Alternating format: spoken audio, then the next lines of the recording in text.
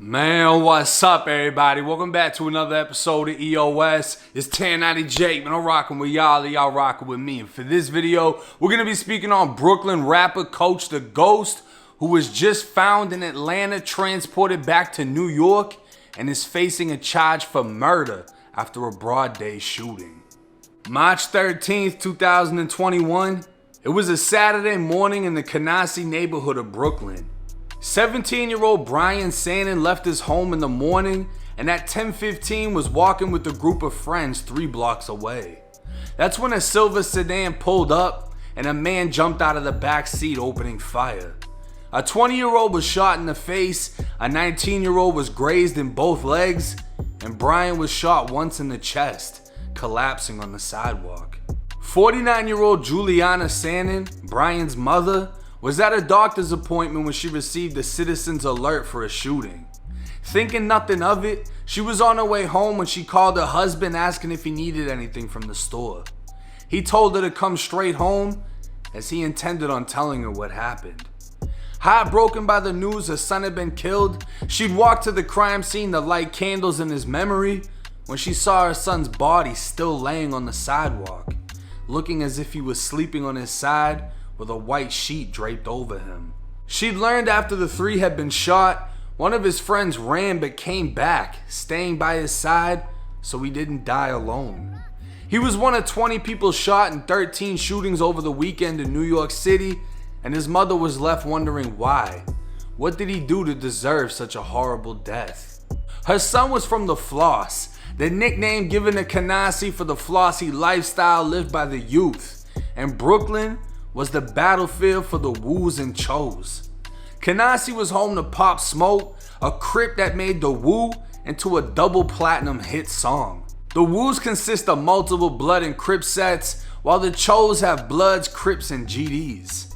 Brian went by B-Dot Flossie and was a member of the 80s Woos, was GDK, and dropped Choos in damn near every picture. Look at whose birthday it is. Alright, that game should keep it out of my tips now. What's wrong?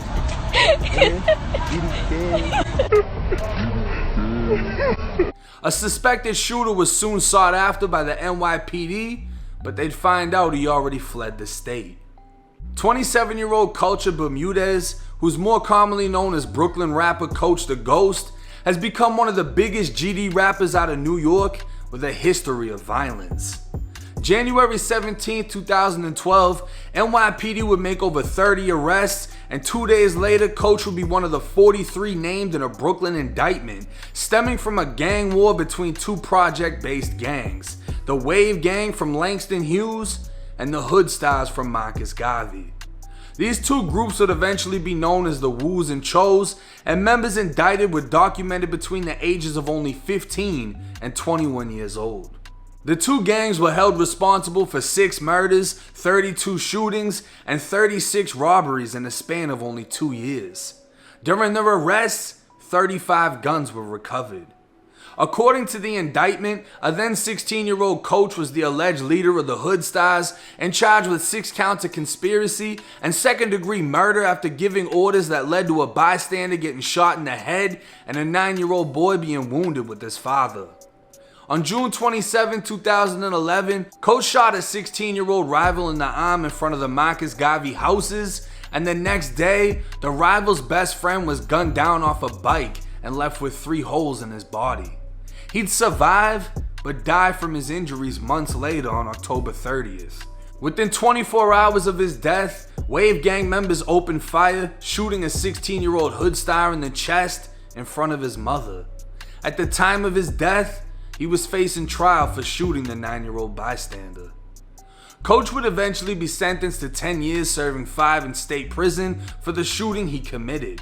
He was released in 2017 on parole until 2022, and at some point, he committed a parole violation before going on the run. He dropped multiple music videos in 2020, gaining millions of views, and even signing to Gucci Mane's 1017 Records. But allegedly, because of the fact he was on the run and unable to perform, he'd soon be dropped from the label. 2021, a 26-year-old in Philly would be arrested on a New York warrant for murder, attempted murder, and assault. And on December 4th, Coach the Ghost was taken into custody in Georgia on a murder warrant by NYPD detectives. These two men are alleged to be responsible for the broad day shooting death of 17-year-old B-Dot Floss, that 80s Woo who was gunned down in the triple shooting. And after the triple shooting, Coach would post to Facebook the Choo hand sign with a skull. At this time, it isn't clear if Coach is being accused of driving a shooting, but he'd allegedly been hiding out in Clayton County, Georgia, where he'd been arrested for possessing a weapon and assault. Those charges were later disposed, but even more interesting, Coach apparently has a federal indictment with Brooklyn rapper Envy Kane that's apparently sealed, meaning it's inaccessible.